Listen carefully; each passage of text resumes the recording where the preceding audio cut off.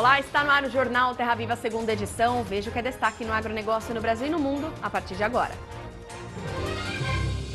Caso a tarifa antidumping para o alho chinês não seja renovada, a previsão do setor é que sejam demitidos 20 mil trabalhadores até o fim do ano. Presidente Jair Bolsonaro diz que vai resolver até segunda-feira o caso dos 2 navios iranianos que estão retidos no porto de Paranaguá. Até uma segunda-feira a gente resolve esse problema sem criar qualquer rusga com os Estados Unidos. Irrigação, estudo feito pela Agência Nacional de Águas e pela Embrapa indica forte tendência de expansão do uso de pivôs de irrigação. No próximo domingo é celebrado o Dia do Agricultor. Em Cascavel, no Paraná, um produtor rural fez um museu em homenagem ao campo. Um retrato antigo da vida no campo dentro da casa do seu Severino. Objetos, utensílios, ferramentas de trabalho da própria família e doações foram suficientes para que o criador do museu estabelecesse em São João um recorte do passado. E ainda a missão veterinária do Vietnã inicia na próxima semana a inspeção sanitária no Brasil para a reabertura do mercado para carne bovina. Essas e outras notícias agora no Jornal Terra Viva.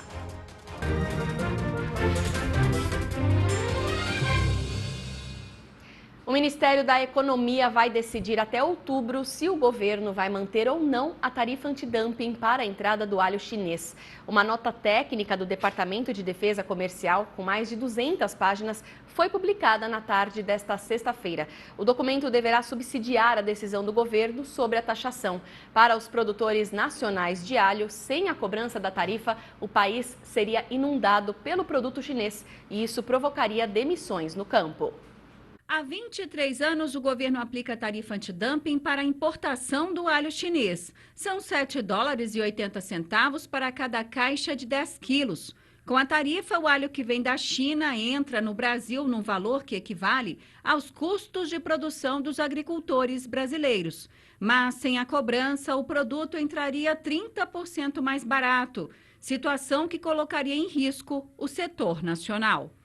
A produção de alho no Brasil envolve 5 mil agricultores familiares e gera 170 mil empregos. Caso a tarifa antidumping para o alho chinês não seja renovada, a previsão do setor é que sejam demitidos 20 mil trabalhadores até o fim do ano. Uma decisão desastrosa dessa pode colocar em risco uma cadeia toda e ficar somente o Brasil sendo abastecido por alho chinês. A atual tarifa terá vigência até o dia 3 de outubro e a expectativa é de que ela seja renovada. A ministra da Agricultura, Tereza Cristina, o ministro das Relações Exteriores, Ernesto Araújo, o presidente da Frente Parlamentar da Agropecuária, deputado Alceu Moreira, e o presidente da Confederação da Agricultura e Pecuária do Brasil, João Martins, já se manifestaram em defesa da cobrança. A decisão, no entanto, caberá ao secretário especial do Ministério da Economia, Marcos Troirro. Essa nota técnica vai ser um direcionamento da posição do governo. Além da decisão a ser tomada pelo governo federal, os produtores de alho também esperam que a Justiça pare de emitir liminares que isentam as empresas importadoras da cobrança da tarifa antidumping. Eu espero que com essa nota técnica do Ministério da Agricultura e da Economia, a desembargadora possa voltar atrás e acabar de uma vez com todas com essas liminares. Em uma análise preliminar do documento divulgado nesta sexta-feira, a Associação Nacional dos Produtores de Alho considera que o governo concorda que a não renovação da tarifa antidumping é nociva ao setor produtivo. A ANAPA disse ainda que a equipe técnica e jurídica da entidade vai avaliar com calma cada trecho da nota técnica. E os navios iranianos atracados próximos a Paranaguá, no Paraná, devem deixar o Brasil neste final de semana. O presidente Jair Bolsonaro disse que pretende resolver até segunda-feira essa questão entre Brasil e Estados Unidos. Apesar do porto ainda não ter a confirmação do horário do abastecimento, a previsão é que eles zarpem até domingo. O impasse terminou após o presidente do Supremo Tribunal Federal, Dias Toffoli, determinar que a Petrobras abastecesse as embarcações que estão paradas na costa brasileira sem combustível desde o dia 9 de junho. A petroleira se negou a fornecer o combustível aos 2 navios sob a justificativa que eles estariam em uma lista de sanções dos Estados Unidos. Em entrevista aos jornalistas nesta segunda-feira, o presidente Jair Bolsonaro disse que pretende resolver até segunda-feira o caso dos 2 navios iranianos. Nós, o governo Jair Bolsonaro, está alinhado sim com o governo Trump. Estamos entrando em contato, temos conversado desde ontem com o embaixador americano nessa questão, tem a adesão do Toffoli.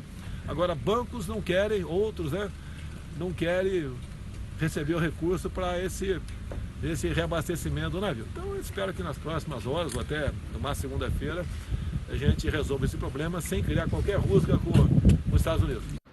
Vamos ao Agritendências de hoje com Silmar César Miller. E guerra comercial é o destaque. Olá, Silmar. China e Estados Unidos retomam as negociações na próxima semana. Qual a expectativa? A partir de segunda-feira. Mas olha, a situação bastante crítica nos Estados Unidos. Além dos prejuízos que essa guerra comercial entre Estados Unidos e China está causando aos produtores americanos, que estão perdendo dinheiro em função dessa guerra, porque os chineses saíram do mercado americano, as grandes multinacionais que operam em território americano também estão com grandes problemas. Uma delas é a Cargill, uma das maiores do mundo aqui, é americana, e está com prejuízos elevados, está com problemas operacionais aí, está cortando custos, inclusive demitindo gente lá em função da queda dos negócios com a China, que é um dos principais clientes da soja americana, sempre comprou entre 30 e 35 milhões de toneladas todos os anos, e agora, de um ano para cá, desde que começou essa guerra comercial, comprou no máximo 14 milhões de toneladas e não tem planos de voltar a comprar mais do que isso aí. Tem outra empresa gigante também, a Marubeni, que é uma japonesa, que está simplesmente desativando a sua subsidiária nos Estados Unidos, a Columbia Grain Trading, por falta de negócio. Então, está aí mais uma que está caindo fora, inclusive, do mercado dos Estados Unidos, agravando ainda mais a situação dos Estados Unidos em relação ao seu universo agrícola, que sempre foi um dos maiores do mundo, dos mais ativos, dos mais competitivos do mundo. Uma situação bastante crítica em função disso. E agora existe uma expectativa muito grande com relação a essa retomada das negociações entre China e Estados Unidos a partir de segunda-feira em Pequim. Uma delegação que já foi para lá, são 3 dias de negociações, mas o ceticismo continua muito grande, especialmente nessa área que tem a ver com alimentos.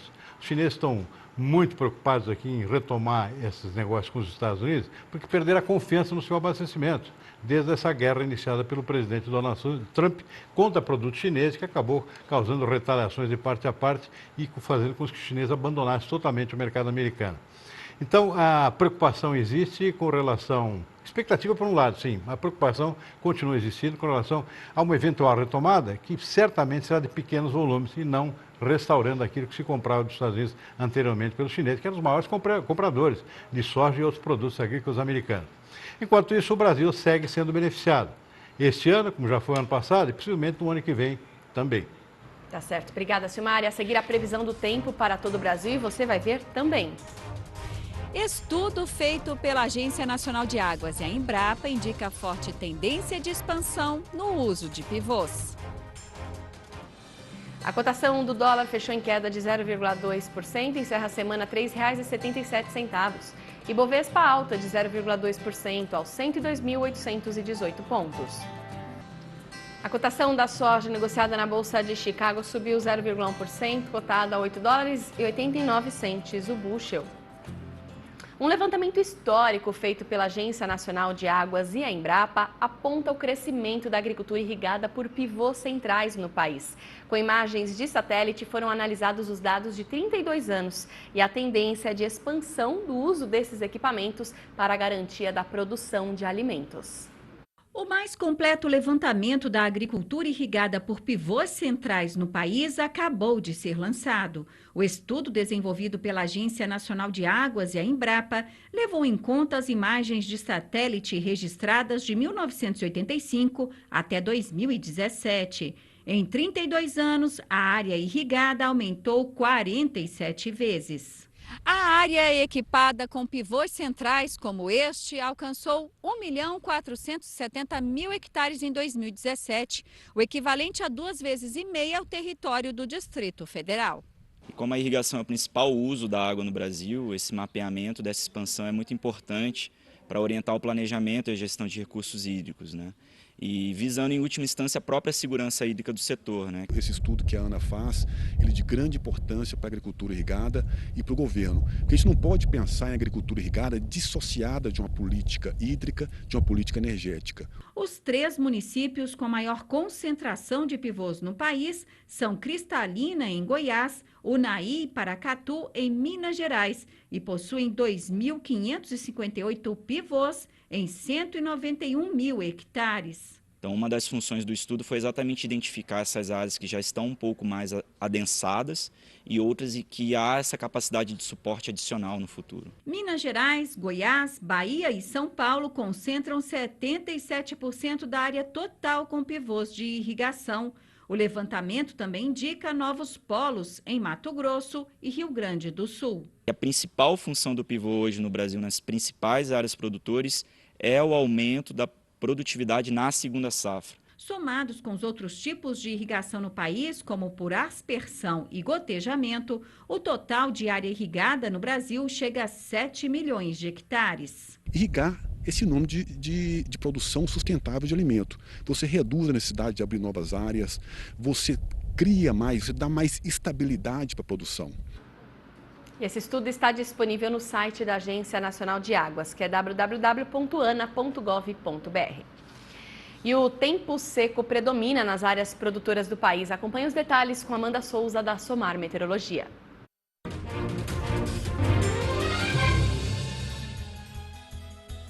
E o tempo mais seco ainda persiste em grande parte do Brasil Central devido à atuação do bloqueio atmosférico que inibe o avanço das frentes frias. Aliás, o sistema frontal que vinha atuando no sul do Brasil já se afasta em direção ao oceano e não leva chuva em áreas do centro-oeste. Durante o sábado, a expectativa é de tempo firme em toda a região central. O sol predomina entre poucas nuvens. Aliás, a massa de ar seco também inibe a formação das instabilidades em todas essas áreas mais claras do mapa. Será um início de final de semana com tempo firme em grande parte do Brasil. A frente fria, mesmo que de forma mais afastada, ainda provoca pancadas de chuva, principalmente em áreas aqui do leste de Santa Catarina, no Paraná, mas os acumulados não devem ser muito expressivos. Tem pancadas de chuva também em áreas da região norte do Brasil, também em áreas costeiras aqui do Nordeste. Isso por conta das instabilidades no alto da atmosfera, além dos ventos úmidos que sopram do mar contra a costa. Pela manhã, temperatura mínima de 13 graus em Campo Grande, 13 graus também no Rio de Janeiro. No Rio Grande do Sul, a temperatura cai, mas atenção, não há potencial para geada nas áreas produtoras. Temperaturas mínimas que devem ficar entre 6 e 8 graus. No período da tarde, faz calor intenso em áreas da metade norte brasileira, temperaturas mais amenas no sul do Brasil, enquanto a temperatura máxima alcança até os 32 graus em Palmas, faz apenas 16 graus em Porto Alegre. No decorrer dos próximos dias, o tempo seco ainda deve persistir em grande parte das áreas produtoras no Brasil Central. E onde chove, como no sul do Brasil, também áreas da região norte e do Nordeste, os acumulados devem variar entre 5 e apenas 20 milímetros. E a seguir o Giro Brasil com os destaques do agronegócio. E ainda no próximo domingo é o Dia do Agricultor. Em Cascavel, no Paraná, um produtor rural fez um museu que conta um pouco do passado no campo. Daqui a pouco no Jornal Terra Viva. A cotação do milho negociado na Bolsa de Chicago recuou 0,7% a 4 dólares e 24 centes o bushel. Na Bolsa de Valores, a B3 alta de 0,5% a R$ 38,73 a saca. A cotação da arroba do boi no mercado físico fechou estável nas 3 praças pesquisadas. E na próxima segunda-feira, uma missão veterinária do Vietnã vai iniciar uma inspeção no Brasil para a reabertura do mercado à carne bovina. E no dia 6 de agosto está prevista uma reunião para avaliação final desta auditoria em Brasília. Serão inspecionados frigoríficos, fazendas de criação de animais e o Laboratório Federal de Defesa Agropecuária de Pedro Leopoldo, em Minas Gerais, que é referência no diagnóstico de febre aftosa. Em maio, quando a ministra da Agricultura, Tereza Cristina, estava em visita ao continente asiático, ela discutiu sobre a possibilidade de retomada dos embarques de cortes bovinos ao Vietnã com autoridades sanitárias daquele país. E hoje, sexta-feira, é dia de Giro Brasil, com as principais notícias do agronegócio nesta semana em todo o país.